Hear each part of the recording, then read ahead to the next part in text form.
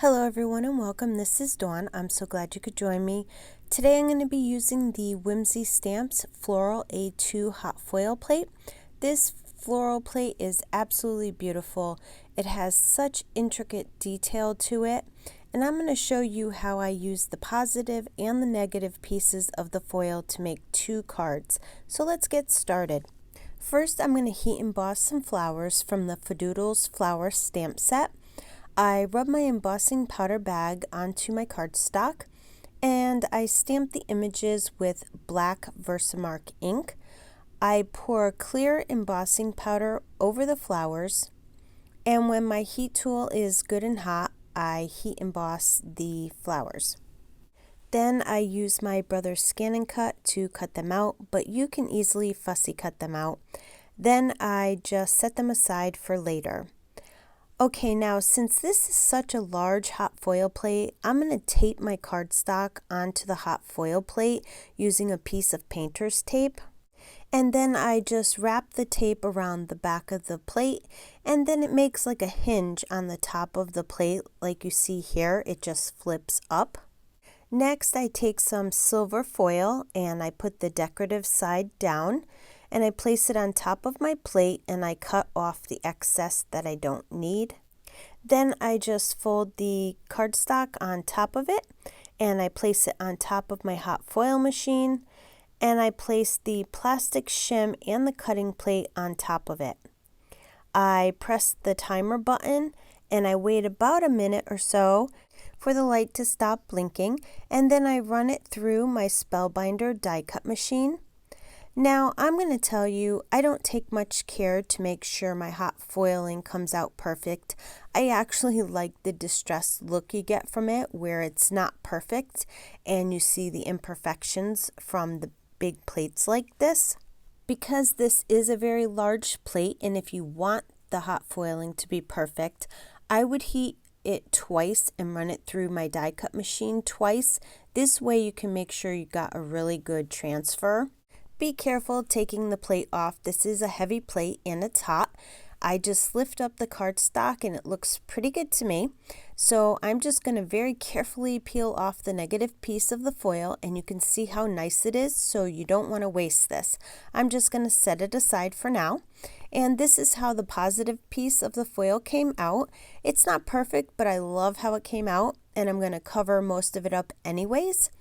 Now for the negative piece, you're going to lay the negative piece onto the Glimmer machine and then place your cardstock over it. Then you have to make a heavy shim. I lay about 3 pieces of 110-pound cardstock on top of it, and then I put my plastic shim and then the cutting plate, and then I hit the timer button and wait about a minute, and then I run it through my die cut machine a few times to make sure that I get a really good impression. This is what it looks like when you take it off the Glimmer machine, and then I very gently peel off the clear top of the foil. I think it came out really nice. Of course, you might have to play with your shim to get the desired look that you want. I'm just going to show you the positive and the negative foiling side by side so you can see what they look like next to each other, and they both have a different look to it, which is really nice. Okay, now I'm going to start to assemble my card. I'm going to use the Scallop circle frames. I was originally going to use the smaller one, but then I ended up using the biggest frame instead. I die cut 3 of them from white cardstock, and then I adhere them all together to add dimension to the card. Next, I trim the positive background down to 4 by 5 1/4 inches. And I'm just going to trim away a little bit from each side of the paper so that the edges are all trimmed up nice. I add foam tape to the back of the background, or you could use craft foam, it doesn't matter. I like to add a little bit of glue to the back of the foam tape so that I can move it around if I have to. And then I'm just going to adhere it onto a piece of A2 size white cardstock. For the sentiment, I'm going to heat emboss "You Are the Best Sister" from the Best stamp set onto the white circle that is the center of the scalloped frame die. I cover my paper with my embossing powder bag. I stamp the sentiment with black VersaFine ink, and I cover it with clear embossing powder. And when my heat tool is good and hot, I heat emboss the sentiment. I adhere the circle into the center of the circle frame, and then I adhere the flowers onto the circle frame.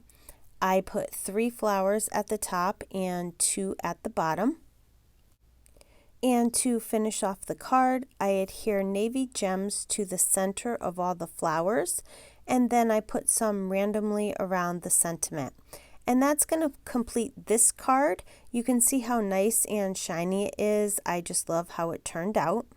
And now for the negative background, I used the connected heart frame instead, and I used the same flowers and the same sentiment set to make this card. I think they both came out really nice, and there was no waste of foil at all, and you got 2 beautiful cards out of it. So next time, instead of throwing away your negative foil, use it to make another card. And that's going to complete my card for today. I would love for you to leave a comment below and let me know what you think of the cards. And if you liked the video, please give it a thumbs up and subscribe to my channel so you don't miss out on any upcoming videos and new product releases. As always, thanks for stopping by and have yourself a wonderful day.